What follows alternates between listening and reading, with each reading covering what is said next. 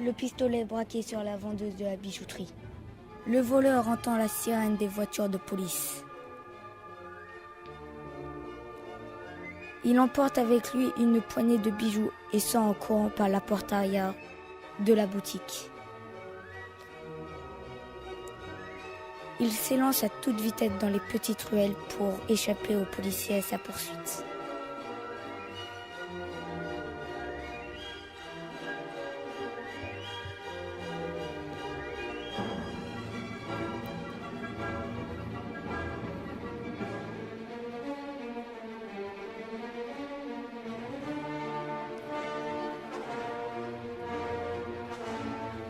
Il voit que les policiers se rapprochent peu à peu de lui. Il commence à sentir la fatigue. Il tourne à droite et se rend compte qu'il est dans une impasse. Il regarde autour de lui et ne voit aucune issue. Un policier lui dit « Rends-toi ». Et dans ton ferme, il répond « Non ».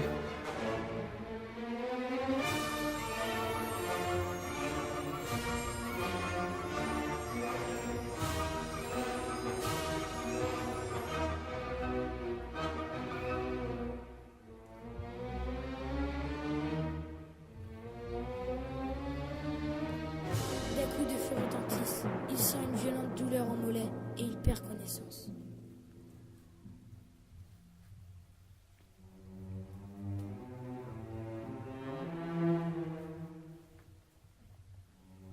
Quand il se réveille, il regarde autour de lui et il ne voit que des murs gris et des barreaux. Il réfléchit mais il ne comprend pas. Un officier de police passe devant sa cellule. Il en profite pour lui demander « Pourquoi je suis ici? Depuis quand? Quand vais-je sortir ?» L'officier de police lui répond fermement « Braquage d'une bijouterie depuis 3 jours et pour 3 ans. » Il ne se souvient de rien. Pourtant, il va passer les 3 prochaines années derrière les barreaux.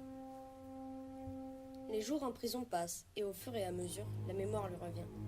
Les petits vols pour nourrir ses enfants, puis les braquages pour leur offrir tout ce qu'ils voulaient.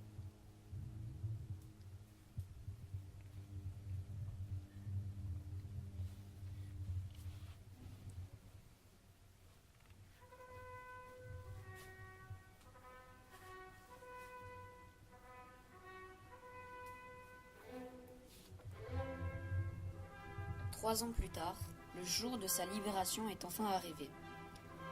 Il est impatient de retrouver sa liberté et surtout sa famille. Il espère qu'il l'attend derrière les portes de la prison.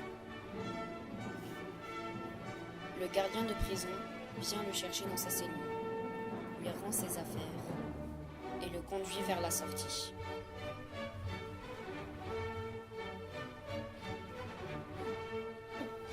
Enfin, les portes s'ouvrent. Personne. Il avance encore de quelques mètres et là, il les voit. Sa fille et son fils courent vers lui et sautent dans ses bras. Quelques secondes plus tard, sa femme les rejoint. La famille est de nouveau réunie.